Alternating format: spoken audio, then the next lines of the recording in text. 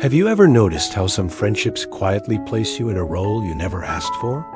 Not because anyone demanded it, but because somehow everyone simply assumes you'll be the one who understands, the one who listens, the one who smooths things over when emotions run a little too high. Nick and Satomi are both my best friends.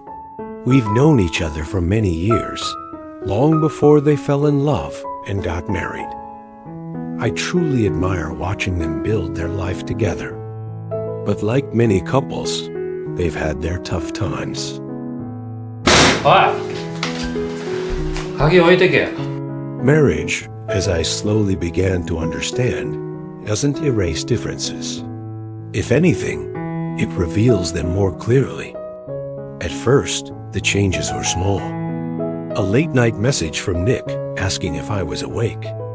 A quiet knock on my door from Satomi, asking if we could talk for a while.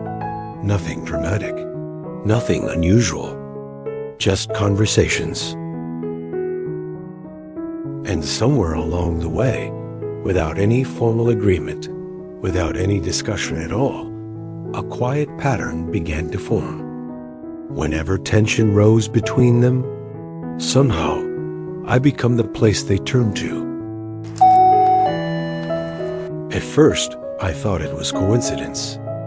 But how many coincidences does it take before you start to wonder if something else is happening? How many evenings does it take before you realize you've somehow become the calm space between two storms? And perhaps the more important question was this: why did I never stop them? The strange thing about being the listener in other people's conflicts is that at first, it feels almost honorable. Someone trusts you enough to share their frustration. Someone believes you'll understand their side of the story. And when two people you care about both come to you separately, you start to feel like you're holding something fragile in your hands, something that needs patience, care, and a quiet sense of balance. But have you ever noticed how easy it is to slowly become part of the situation you were never meant to carry? At the beginning, their visits felt occasional, just small moments when emotions had run a little too high and they needed a place to breathe before going back home. Nick and Satomi come with different stories and different perspectives. And there I was, sitting quietly between them, though never at the same time, trying to understand both sides without betraying either one. Was that possible? At first, I believed it was. Neither of them seemed unreasonable. And maybe that was the most confusing part. Because when conflicts are loud and obvious, they're easier to judge. But when two people both have understandable feelings, where exactly does the truth sit? Why did they come to me instead of speaking directly to each other?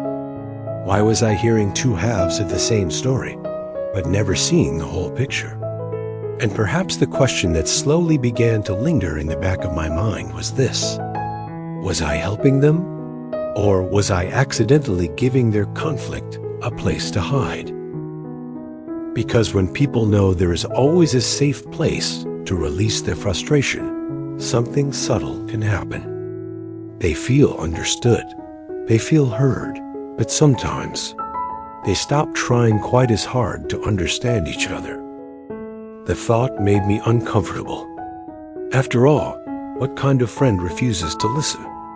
Yet the more I thought about it, the more I started to notice something else. Their arguments didn't seem to be disappearing.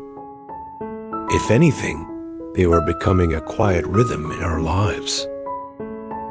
It wasn't dramatic, it wasn't destructive, but it was constant enough that I began to recognize it, like a story repeating itself in slightly different ways. And somewhere deep down, a small question began to grow. If I kept standing in the middle of their conflicts, was I actually helping their marriage grow stronger? Or was I slowly becoming a part of the problem without realizing it? What surprised me the most was not the arguments themselves. Couples argue. Anyone who has been close to two people in a long relationship knows that tension appears sometimes like clouds gathering in an otherwise calm sky. It's almost part of the rhythm of living together. They all have their own stories. And me, for the first time, I noticed something simple. Nick always felt misunderstood. Satomi always felt unheard. And there I was, offering both of them the same thing. Understanding, listening. A calm place where their feelings could land safely. If both of them already had a place where they felt understood, then why did the arguments keep returning? Because they were talking to me, not to each other. What if the most helpful thing I could do wasn't to interpret their feelings for them? What if the most honest thing I could do was step slightly out of the middle? So instead of explaining Satomi's possible perspective the way I normally would, I asked her something simple. Have you told him that? And in that quiet pause between us, something became clear. For all the time they had spent explaining their feelings to me, neither of them had really finished explaining those feelings to each other. Sometimes the most supportive thing we can do for the people we love is not to solve their conflicts, but to remind them that they are capable of solving them together. Relationships grow stronger, not when someone else explains our feelings for us, but when we learn the courage to express those feelings ourselves. So if you ever find yourself standing in the middle of someone else's storm, gently holding the space where their frustrations land, you might ask yourself a quiet question. Are you helping them understand each other? Or are you unknowingly becoming the place where their conversations stop?